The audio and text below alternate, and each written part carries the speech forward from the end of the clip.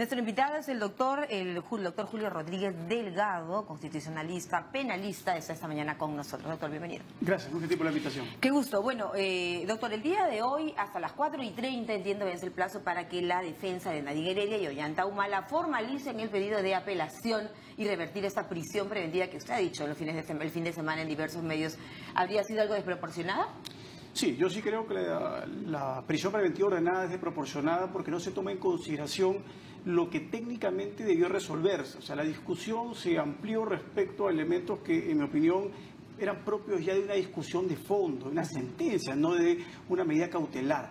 Y yo creo que el juez ahí debió circunscribirse, en primer lugar, al ámbito temporal. Porque hay que recordar que este caso ya había sido objeto de 2 rechazos de prisión preventiva. ¿Cuándo están en las agendas, en el 2015?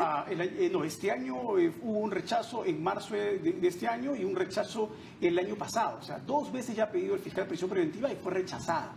Entonces, lo único que habría que analizar es que de nuevo, desde marzo de este año a julio, han realizado los imputados como comportamientos que uno puede verificar obstruccionistas o de peligro de fuga respecto a este caso. Ya. El juez Concepción Carguancho señaló el tema de obstruccionismo o de poder, digamos, entorpecer la investigación, y razón de ello se habría dado esta prisión preventiva. ¿Qué elementos nuevos tendría que tomar la Segunda Sala Penal Nacional de Apelaciones, que, dicho sea de paso, ya tiene una historia con Nadine Heredia y Ollanta Humala, ¿no? Lamentablemente, elementos nuevos de peligro, de fuga y de entorpecimiento, en mi opinión, no existen. El juez ha tomado en consideración audios, pero son audios que no son nuevos. Es decir, son audios que recién han aparecido, pero son audios que están vinculados a hechos de 2011. ¿Se refiere a qué caso? Al caso famoso de Madre Mía. Okay. Pero son audios que no están comprendidos entre el periodo marzo de este año como comportamiento de los imputados y julio de este año. Son comportamientos de hace 6 años. Julio, para entenderlo, el caso de Madre Mía o los audios no tienen nada que ver con el tema de lavado de activos. No tienen ninguna vinculación. Lo que está tratando el juez es de aplicar un inciso del código que dice hay que tomar en consideración para el peligro de entorpecimiento el comportamiento que hayan tenido en otros procesos. Pero respecto a estos audios, perdón. Digamos que no tendría nada que ver. Ok. Ni siquiera existe un proceso respecto a estos audios, que es lo sorprendente. La denuncia fiscal. Usted ha señalado, tú has dicho en sendas entrevistas, en diversos artículos he leído tuyos, en el sentido de que aquí no se habría producido, digamos, un peligro de fuga, ¿crees tú? No se habría producido un peligro de fuga, no se habría producido un tema del desarraigo, dejaron los pasaportes, qué sé yo. Si tan asidero tenía la denuncia del fiscal, ¿por qué no se pasó a la sentencia o se inicia un juicio? Eso es importante, porque el peligro de fuga no se puede presuponer. El peligro de fuga tiene que acreditarse con elementos objetivos. Yo no he visto en la audiencia que el fiscal, y menos aún el juez al momento de resolver, haya establecido cuáles son los elementos que evidencian peligro de fuga. Él está presuponiendo que porque esta persona solicitó un trabajo en la FAO, o se lo dieron, como quiera decirse. Pero tuvo permiso para salir. No tenía restricción para salir. No la tuvo nunca. Nunca. En ese momento, de salir del país. Nadie no, pero Humala sí. Así es, en ese momento no había ningún impedimento de salir del país para ella. Y no había ninguna regla que había quebrantado. Y esto es lo sorprendente, porque si yo paso de una comparecencia con restricciones en un proceso que ya está en trámite a una situación de prisión preventiva, es porque he incumplido las reglas. Y no las incumplió. Claro, no las incumplió. O en su defecto, he evidenciado tal peligro en ese periodo de tiempo que el fiscal quiere que yo me mantenga en una situación distinta, más gravosa. Ya. Bueno, pero perdón, el señor juez Carguancho ha señalado que ellos agravaron su situación. ¿A qué se refería con eso el juez? Bueno, no entiendo a qué se refería, porque esas mismas situaciones que el día de hoy dice que la agravaron, el juez las valoró en marzo de este año que no habría sido así y rechazó el pedido de prisión preventiva. Perfecto. ¿Por qué? Porque eso es contradictorio, porque el tema de la FAO ya lo había discutido, el tema de las agendas ya se había discutido, el famoso tema de la transferencia del inmueble a sus menores hijas en anticipo de legítima ya se había discutido. El hecho, Julio, de que lo anotado en las agendas, digamos, tengan relación directa, podríamos decir, con los ingresos a las cuentas, que haya una gran coincidencia, digamos, lo escrito en las agendas, con el ingreso de dinero en las cuentas de la señora y todo ello, ¿no tendría que haber influenciado en algo? Pero eso no es peligro procesal. Correcto. Lo que no se va a discutir en este caso, creo yo, de acuerdo a la tesis del Ministerio Público, es que existen suficientes elementos de prueba que los vinculan como presuntos autores de los delitos. Eso no ha sido ni discutido mayormente. Esos elementos de prueba son uno de los supuestos que establece el Código, pero no el más importante. El más importante es el peligro procesal. Acá nadie va a discutir que hay elementos de convicción que los vinculan como presuntos ¿Y hay denuncia autores. fiscal? No, lo que sucede acá es que el fiscal debió, con supuestamente su cúmulo de pruebas, Así ¿no es cierto? Sus 7 horas de además Así de... es, 36 pruebas de cargo para Nadine Heredia, nuevas, 70 y tantas para Ollantumala. ¿Qué debió hacer con todo ese cúmulo? Podría haber acusado directamente y pasar a la nueva fase del juicio. Por lo tanto, ¿habría una sentencia? Y estaríamos más próximos a una sentencia. Okay. Entonces, lo que tenemos en el Julio, Perú... has precisado tú en algunos momentos que la prisión preventiva está siendo una figura, digamos, muy manoseada en el Perú. Sí, claro. ¿Podría traer algún peligro? ¿Qué representa eso? Bueno, eso representa un peligro para todos los ciudadanos, porque la labor del fiscal no es andar pidiendo prisiones preventivas. La labor del fiscal es tratar de estructurar un caso sólido para llegar a obtener una sentencia.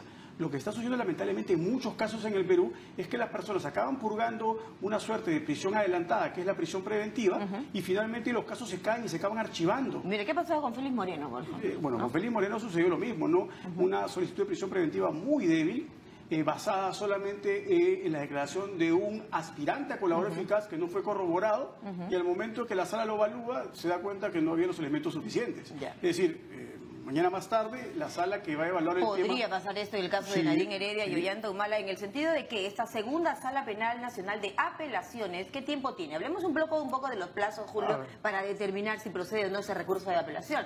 Si no hay elementos nuevos, digamos... Los plazos están ligados en primer lugar a que se complete el día de hoy la fundamentación de la apelación. 3 días hábiles tenía la defensa, Así es, ¿no? hoy día acaba, presentan, y el juez lo que va a hacer es revisar si cumplen los presupuestos formales. Una vez que cumpla con esta revisión y se complete todo lo que se llama el orden de la carpeta, envía toda la carpeta completa a la sala la va a pasar evidentemente por una revisión en meses partes y por una revisión formal para ver si está correcto el admisorio del recurso, y de ahí fijará fecha para una audiencia. Correcto. Por lo tanto... ¿Qué puede ser en cuántos días? Yo creo que 10? se va a demorar la sala por un tema de carga, por un tema adicionalmente de que estamos próximos a un feriado largo. Creo yo que esto debe estar fijándose la audiencia más o menos para la primera semana de agosto. Ahí se fijará la audiencia. Una vez que se fije la audiencia, la sala tiene la posibilidad de resolver en ese mismo momento o resolver dentro de las 48 horas siguientes. Correcto. Hay quienes han señalado, y te lo pregunto a ti, que no sé muy bien el tema, por supuesto, que evidentemente ya se conoce el comportamiento que ha tenido en algún momento, ¿no es cierto?, el juez Octavio Saguanay, que es quien preside esta segunda sala. Correcto. Ha tenido ya una historia con Nadine Heredia y Ollantumala. ¿Cómo has visto ese comportamiento y qué podría esperarse de esta A ver, el comportamiento de ocasión? esta sala ha sido un comportamiento hasta el día de hoy mesurado. ¿En qué casos? Por ejemplo, en el caso famoso de las prisiones preventivas, la sala confirmó el rechazo. En el caso, por ejemplo, de la solicitud de exclusión de las agendas como elemento de prueba por haber sido incorporados de manera inválida, la sala también confirmó el rechazo de Ahí que dicen sean que le excluidas. salvó la vida a Nadine Heredia. No, al contrario, porque la sala confirmó. Es decir, dijo que las agendas tendrían que ser valoradas en el proceso. Es decir, en buena cuenta la sala ha tenido hasta el momento un comportamiento mesurado, porque ha resuelto a favor en algunas cosas y en contra en otras. En buena cuenta, si la sala lo que hace el día de hoy, si fuese la apelación... Es que ya vence el plazo, y tiene que ser hoy, ¿no? No. Me refiero, si es la audiencia el día de hoy, hipotéticamente, con todo fundamentado y todo en orden, listo para que ellos decidan, la sala solamente debería, 1, situarse específicamente en el peligro procesal, y 2, situarse en el espacio temporal, porque yo no puedo valorar negativamente una solicitud del fiscal por los mismos elementos y hoy día darles el valor contrario. ¿Por qué? Porque estaría generando una contradicción manifiesta. En su momento que fuese a trabajar en la FAO, en su momento que tuviese este famoso poder, en su momento la transferencia de los inmuebles a su hija, ¿era irrelevante? Y hoy día sí es relevante. Pero sí es el mismo hecho, no cambió. Claro, y ya tuvo además una resolución o un veredicto, y de digamos, efecto, ¿no? ya hubo una decisión final. Ya hubo una decisión final. En efecto, ¿el supuesto peligro de fuga? A ver, el supuesto peligro de fuga también, y eso es importantísimo que se entienda, el peligro de fuga no puede también ser objeto de una presunción. La Corte Suprema lo ha resuelto, el Tribunal Constitucional lo ha resuelto, y hay un caso muy ejemplificador para entender que esto tiene que ser deducido de manera racional respecto a los hechos, comportamientos de los sujetos procesales. Mira el caso tan conocido de Avencia Mesa con este señor Mamanchura. Mamanchura vivía en Lima. ¿Dónde lo encuentran? En Tumbes. Mamanchura trabajaba en Lima. ¿Trabajaba en Tumbes? No. Mamanchura, ¿dónde estaba? En un hostal. No estaba en la casa de un familiar, no tenía ninguna casa, no le alquilaba nada. DNI. Así es. Y fue con un DNI falso. Y tenía todos los elementos para decir estaba en un lugar fronterizo, se iba a fugar. Ahí hay una cantidad de elementos objetivos que establece peligro de fuga. Perfecto. Lo mismo en ese caso, ¿se configuraría este peligro en el caso de Nadine y Ollanta Yo Humala? creo que no. Se le ha hablado de diversos temas, ¿no? De asilarse en la embajada, el tema de Francia. Bueno, la embajada de Francia sacaba un comunicado contundente, ¿no?, diciendo que no había ninguna comunicación, ningún requerimiento de asilo. Ojo, y además... Aquí el juez va a tener que ver, evidentemente, la justicia ve temas probados y probables, no necesariamente aspectos pues, periodísticos o subjetivos o políticos. Lo peor que podría pasar es que se politice este caso, ¿no? Es que no solo es lo peor, sino que adicionalmente lo que a veces no se comprende es que un caso de dos personas que han estado en la política, que han sido uno presidente y la otra primera dama, si yo lo que hago es evitar hacer un juzgamiento objetivo y racional y comienzo a dar siquiera indicios de que lo que se está haciendo es resolviendo de manera política, les estoy dando todas las puertas para que ellos puedan solicitar asilo político y asilo político a cualquier país. Perfecto. Y esto sí es riesgoso porque ahí sí podrías excluir a estas personas de un proceso. Proceder este pedido de apelación que presenta la defensa el día de hoy, tanto de Nadine de Heredia como de Ollanta Humala, de proceder, ellos vuelven a comparecencia restringida. Sí, claro. La situación impedimento de salida del país para él. Para él impedimento y para ella comparecencia restringida, pero ella sí podría salir del país porque no tenía el impedimento. ¿Pero podría la sala determinar que también hay impedimento de salida del país para ella? No, en el nuevo modelo la sala no puede... Ella nunca tuvo impedimento de salida, ella tuvo, pero el fiscal no lo renovó.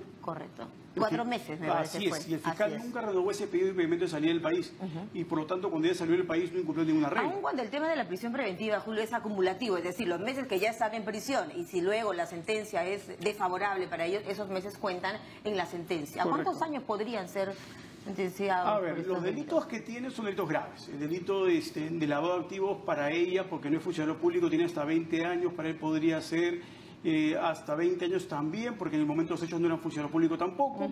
El asociacionista para delinquir le puede generar una pena que llegue hasta los 30 años de privación de libertad. Estamos hablando de casos gravísimos. Ojo, sin perjuicio de los casos que tienen anteriormente, porque según lo que se sabe el día de hoy, el famoso caso de Madre Mía está volviendo a ser analizado con las nuevas testimoniales. Al reabrir esta investigación se han exhumado cadáveres. Correcto, eso, ¿no? Entonces ahí también estamos hablando de penas bastante altas. ¿Esto es derechos humanos o lesa humanidad?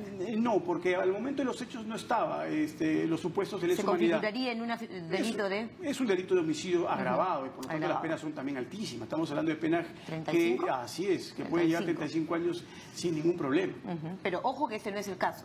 No, en este caso solo está juzgando los aportes que han recibido, ¿no es cierto?, de Venezuela y los aportes de Brasil. ¿Este tema va a llevar a la Suprema? ¿Va a llegar a la Suprema? Sí, claro. Evidentemente. Cuéntanos un poquito esa parte del proceso. A ver, este proceso tiene una primera etapa que es a cargo de este juez. El juez lo que hace es controlar. Este juez no va a emitir sentencia. Este no es un juez de juzgamiento, este es un juez de investigación preparatoria. Una vez que el fiscal realiza la acusación, solo la etapa de controlar lo que el fiscal acusa se va a realizar con este juez. Una vez que se produce ese saneamiento de la acusación y se va a un juzgamiento donde se actúan todas las pruebas oralmente y de manera pública y seguro será filmado este procedimiento, esto se hace ante otro juez. Una vez que este juez emite un fallo, este fallo puede ser obviamente recurrido, puede ser apelado y este fallo acabará en manos de una sala superior. Correcto. Donde habrá un debate entre el fiscal y la defensa frente a los vocales y los vocales decidirán si se confirma o no se confirma. Eventualmente, tratándose de la gravedad de la pena, puede interponerse un recurso de casación y ir a la Corte Suprema en última instancia. Dios, eso tiene para rato. No, sí, este tiene para bastante tiempo. ¿Qué tiempo estimas? Yo estimo que para esta primera parte debería no demorarse más el fiscal de unos 10 meses. Por eso además considero que su propio pedido de prisión preventiva es desmedido en el ámbito temporal. 18 meses y en principio tampoco es que le falten demasiadas diligencias. Lo que se está viendo en este caso Pero bien podría haberse iniciado, digamos, el juicio o la acusación formal, digamos, y ellos están en comparecencia, pero avanzar, digamos, en la investigación para tener una sentencia más rápida. A ver, yo solamente le hago una comparación más allá que podemos discutir si está correctamente condenado o no. El caso de Alex Curi. Alex Curi estuvo en libertad. Finalmente llegó su sentencia, le pusieron pena y está preso en un penal cumpliendo una pena. Que es totalmente distinto. Es decir, si yo a una persona le impongo una pena... ¿Y por qué los jueces hoy en día, digamos, esa figura de la prisión preventiva es como, no sé si es la salida más inmediata, si es la forma más segura de, por ejemplo, evitar el peligro de fuga? No, no es la forma más segura. Yo creo que hay un abuso y lo ha dicho el propio presidente del Poder Judicial hace unos días. Somos un país donde los jueces están abusando de la prisión preventiva y son jueces que están cometiendo a una serie de vejaciones a uno de los principios fundamentales de un Estado democrático de derecho, que es la libertad. Perfecto. Bien, esta tarde entonces entiendo que hasta las 4:30 de la tarde existe el plazo para que la defensa de Nadine Heredia y Ollanta Humala presenten este recurso de apelación ante la Segunda Sala Penal Nacional de Apelaciones y veremos qué pasa. Bueno, y finalmente, solo con eso termino, Julio, ¿cómo ves tú el accionar de la justicia en el caso Lavallato, en el caso Odebrecht, en general, digamos? Justicia para todos, ¿cómo ves? Yo veo... Hay celeridad en algunos casos, en otros no. Yo veo que es muy lento, excesivamente lento. Este caso, por ejemplo, tiene 30 meses de investigación. Qué bárbaro, es lentísimo. Y hay casos como el de Félix Moreno, que simplemente se realizó el acto de audiencia de prisión preventiva, y entiendo yo que al día de hoy no se actuó mayor diligencia. Ahora, la pregunta es ¿por qué no se dice nada de los empresarios? ¿Por qué en Brasil, por ejemplo, la justicia fue ya sé que el sistema jurídico, me podrán decir, lo ha dicho el propio fiscal de la Nación, es diferente, ¿no? Y acá hay que confiar efectivamente en lo que hacen los fiscales y los jueces. Pero estableciendo una comparación, ¿qué nos falta? No, evidentemente estamos a mucha distancia. Yo creo que estamos a distancia enorme en cuanto a recursos, a distancia enorme en cuanto a capacitación y formación de magistrados.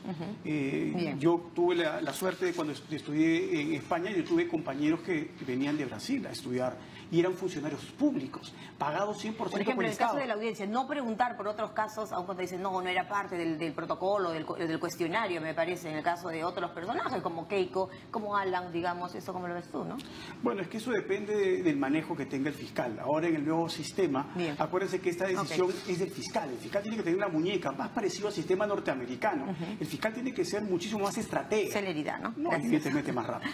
Más rápido. Bien, Julio Rodríguez Delgado estuvo con nosotros esta mañana, invitado en 7.3 Noticias, hablándonos de la presentación del recurso de apelación. Gracias, Julio. Muchas gracias. Muy amable.